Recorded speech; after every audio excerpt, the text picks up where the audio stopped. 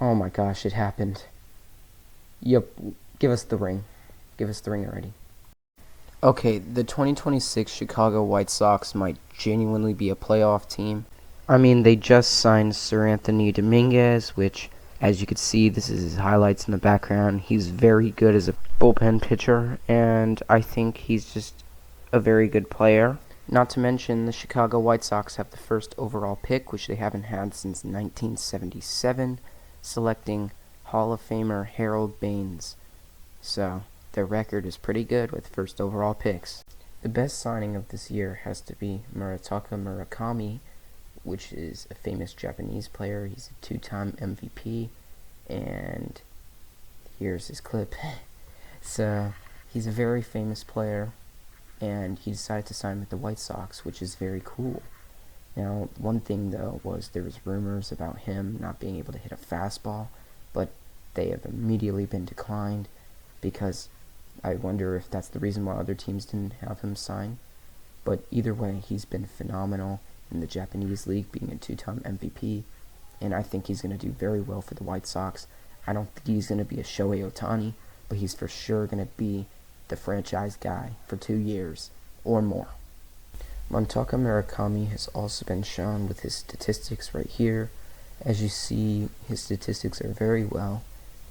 In his last season, he hit 22 home runs on this part and then on another part, so a total of 27 home runs in 2025.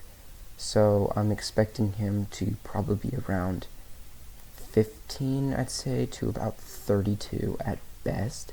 I don't see him hitting more than 32, but I do see him hitting at least 20 plus.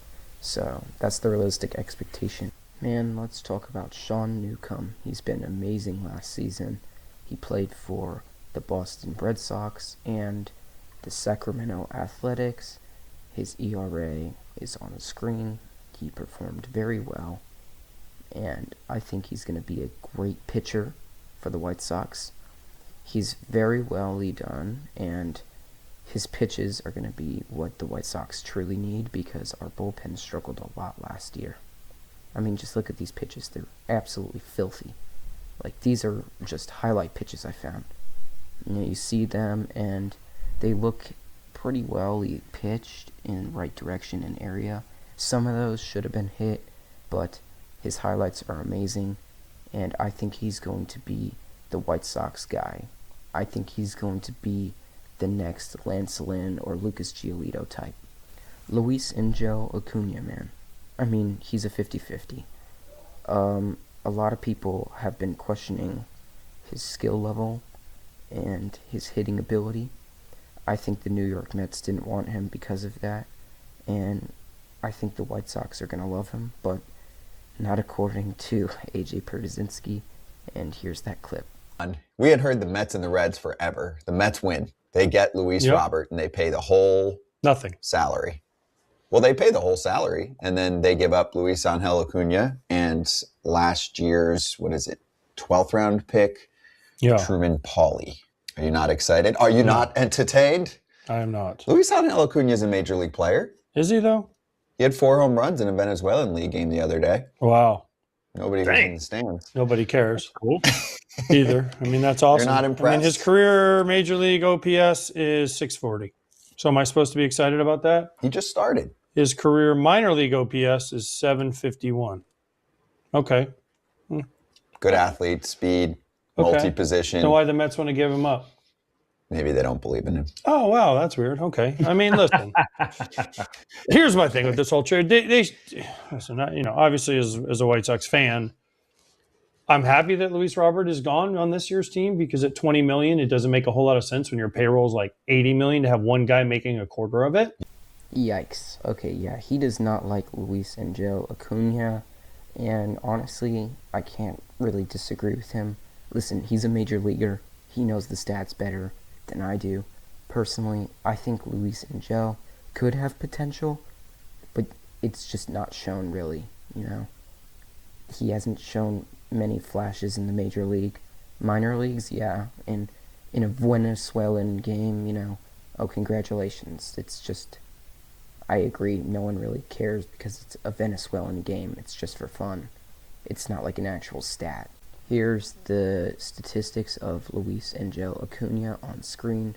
Not really good in the 2025 season. He played, I believe, 95 games. Around 90 plus games he could stay, but he just doesn't seem like a really hyped guy, you know. He has the athleticism, but he doesn't have the strength. You know, he reminds me of Luis Robert Jr. a lot with the potential, but he just can't stay healthy at all. This trade reminds me a lot about the Chris Sale trade, where we got Michael Kopech and Yoan Moncada, but no one really cared about Kopech until later. I think this is going to be exactly like that, and I don't think that's really 100% a good way of thinking because, well, that trade didn't really succeed that well. And being honest, I don't see him doing that well. I think A.J. Przynski just straight up stabbed him, basically, with these points. Very harsh, especially since Przynski wasn't really that great, to be honest, either. But I trust Przynski in this, and I think he could be a 50-50 shot if the White Sox could clear him up. He's a what if right now, basically. I don't know, but hopefully he does good. The good news is he can play center field, so he's not just a second baseman. And looking at the stats, I mean, he wasn't that bad at center field. It's just his hitting. So we'll have to see in the future, and I hope that he ends up being successful, but I just can't confirm it, so let's hope. Well, if Luis Angel doesn't succeed, then Braden Montgomery will definitely be an option. Braden Montgomery has been phenomenal in the minor leagues. Can't wait to see him next year. Goodbye.